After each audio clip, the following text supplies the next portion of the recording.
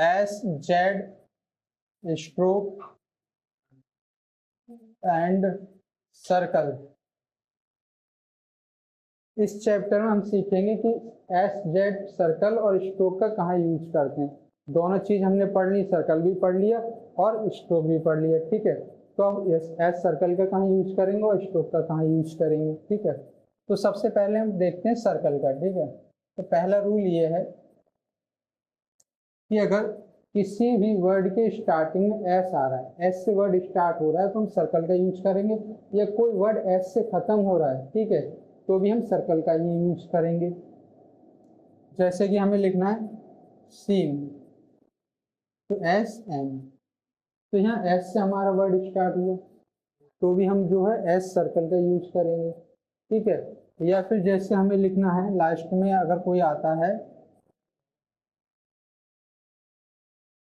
जैसे कि लिखना है मॉश, ठीक है, तो यहाँ अभी एस से वर्ड जो खत्म हो रहा है, तो भी हम सर्कल का ही यूज कर रहे हैं, ठीक है।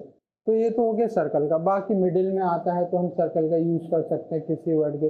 ज़्यादातर हमें यहाँ पढ़ना है कि स्ट्रोक का कब यूज करेंगे। सर्कल तो हमने पिछले चैप्टर में पढ़ ही लिए कि कहाँ कहाँ लगा रहे हैं, स्टार्टिंग में, बीच में, ठीक है। तो हम यहाँ पे स्ट्रोक की बात करते हैं कि स्ट्रोक एस एंड जेड हम कब यूज करेंगे। तो इसके लिए पहला रूल ये है कि एस जेड सिंगल आए। कैसे आए? सिंगल, मतलब इसके साथ में कोई दूसरा स्ट्रोक नहीं आना चाहिए, ठीक है। जैसे कि हमें लिखना है एस, क्या लिखना है? एस, ठीक है। तो एस को हम ऐसे लिखेंगे, क्यों लिखेंगे?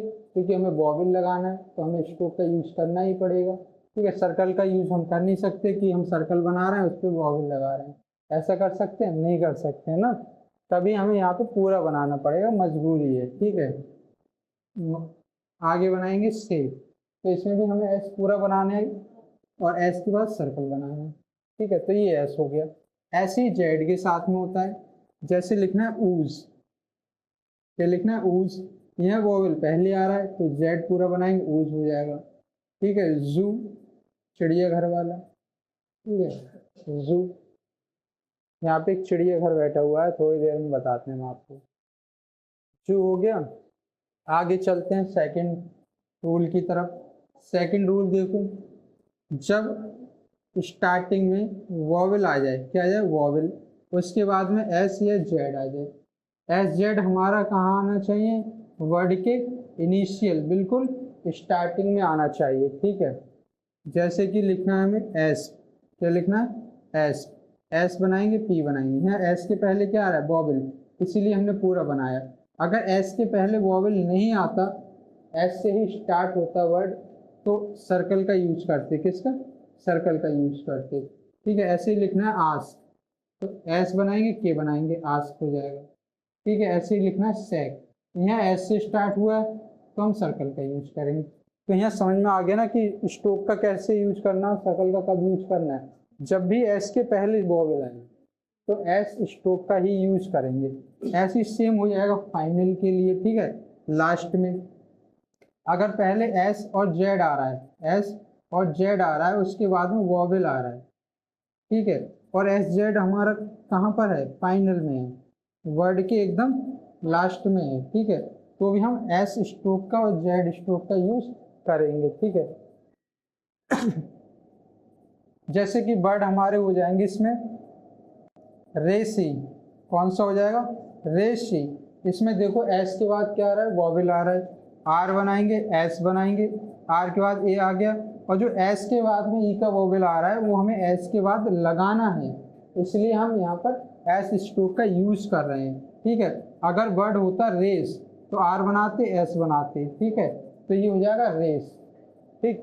क्योंकि अगर हम रेसी में एस सर्कल का यूज करते तो एस के बाद जो वोवेल आ रहा है वो कहाँ लगाते? वो लग ही नहीं पाता, ठीक है। इसीलिए जैसे लिखना है विजी, वी बनाएंगे, एस बनाएंगे, ये पूरा बनेगा, विजी हो जाएगा।